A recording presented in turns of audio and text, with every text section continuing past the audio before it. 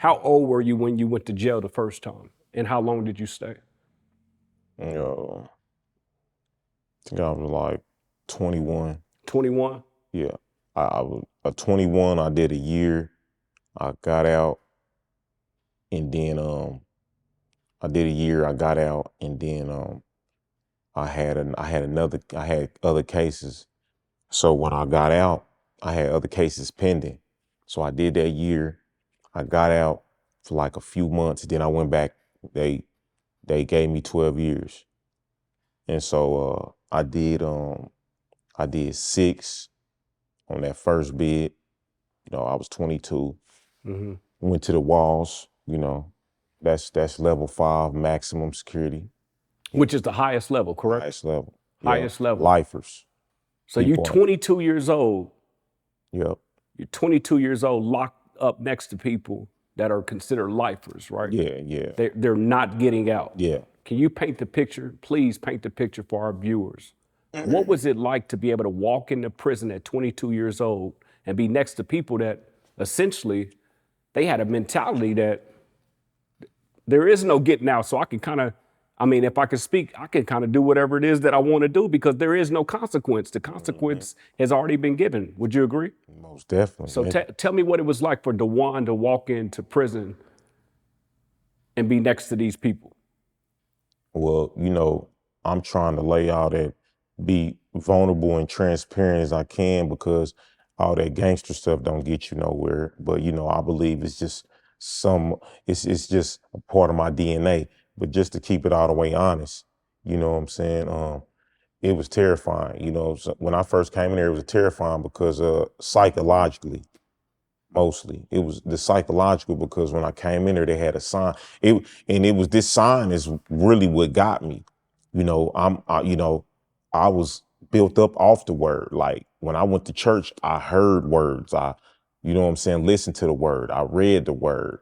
So when I see words say, leave all your hopes and dreams behind, when I come in, I feel like, and I'm like, damn, because I heard prison, so I heard bad stories, but I heard stories about rehabilitation and things of that nature too, far as like on the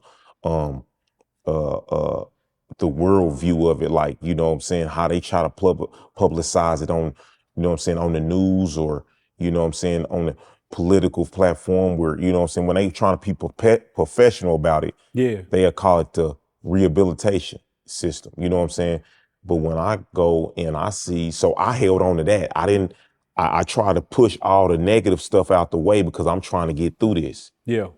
But when I go, when I go in there and the first thing I see is a sign saying leave all your hopes and dreams behind. I'm like, that's all I have is hope.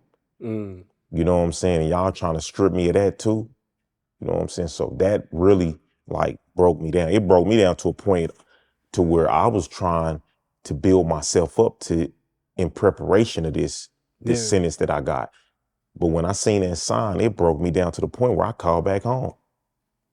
You know what I'm saying? I wasn't even in reality with it. I mean, it made me try to escape reality because I called back home and asked my mother, could you call my lawyer and see if he can get me out of here?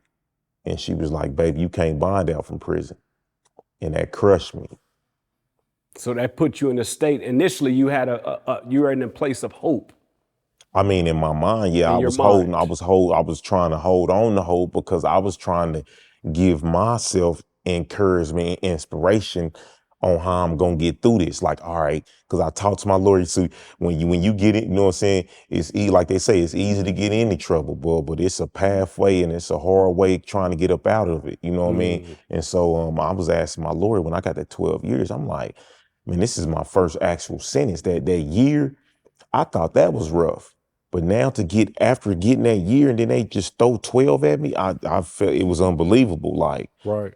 And so I'm like, come on now. Like, I'm like, man, this can't be real. And so I'm asking my lawyer, like, hey man, how early can I get out? I'm trying to find my way about this bond I got myself in. Yeah. And so my lawyer was like, man, we probably can get you on good behavior, which he really don't know. But he's just trying to, encourage me and, give me some reassurance that it's going to be okay. And so probably, excuse me, probably 3 years. 3 years? Well, he said 2 to 3 years you get out. I got you. And so I was hoping on that. Yeah. That's the hope I was holding on to, you know. And you end up having to do the whole bid, right? Nah, The whole it was 12? 12 years, so I did 6. Okay, you did 6. Okay. Yeah. All right. So we talked about let's back up to that God part or whatever. And so here it is that initially, you know what I mean? They say train a child up right. Sorry, the word says to train a child up right, and when they are older, they won't depart, right? So your mom is pumping you, even in this bad neighborhood, trying to give you tools to be able to use that you didn't necessarily take heed to because you're dealing with your own things, fatherlessness, neighborhood, crime, all these things, right? And so now you find yourself in this predicament where there was no getting out of it, right? And so Right. you have to look at yourself, right? I mean, there was a way out. There was a way out. It was just wasn't the way I wanted. I wanted it, you know what I'm saying, instant gratification, you Right, know. right.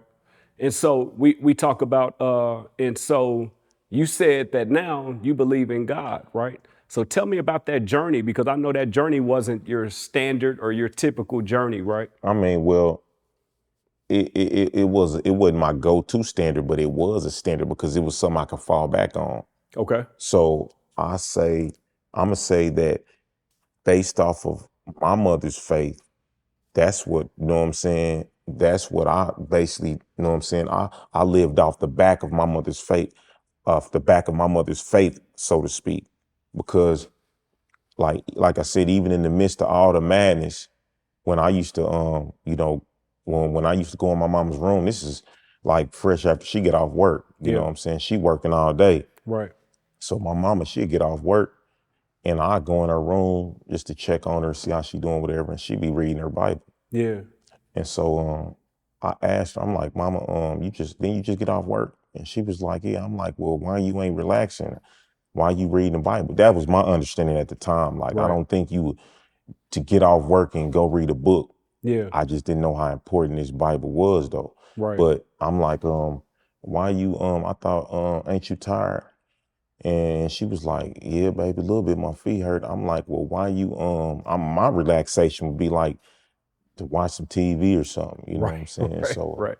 and so I'm like, well, why you reading the book? And she was like, baby, she was like, this book just so happened to be the Bible. She said, this is where I get all the peace that I need, especially from trying to unwind from that place, talking about her job. That's And good. so, yeah, that was something that I had to reflect back on when I was in prison. I'm like, well, sure, let me see what that was all about, because whatever she had, Yeah. you know what I'm saying, trying to unwind all the madness that she was going through at her job. I'm like, man, let me see if that'll work in here. What was that initial conversation between you and God like? What? Was it was an immediate relationship, Nah, or it wasn't no conversation. Well, it was a constant. It was just something that I made a routine. So even if I wasn't feeling nothing, even if I wasn't feeling like I was totally receiving God, I just stayed in my word. yeah, I just stayed in my word. I prayed. I went to services or whatnot. I just stayed on the path, you know what I'm saying? And when I stayed on the path, it's like I learned that, you know what I'm saying, a lot of times this is why I believe a lot of people get discouraged from getting in that word, because it's the backwards. It's not logical. So basically, it's the backwards approach. You don't see the word to believe the word. You got to believe the word to see the word. that's good. So it was like the backwards approach. Like I wasn't getting what I was expecting off the flip. I was reading the word and I'm like, man, I don't feel like I'm getting nothing out of this. Like I'm reading the Bible every day faithfully, like, and I don't feel like I'm getting nothing out of it. But lo and behold, unbeknownst to my understanding, God is working something out behind the scenes the whole time. You know what I mean? Because soon as I'm ready to go ahead and abort mission, like, man, this ain't working out. It's like something leaped up from within me, like, and kept me on, you know what I'm saying? Kept me staying the course.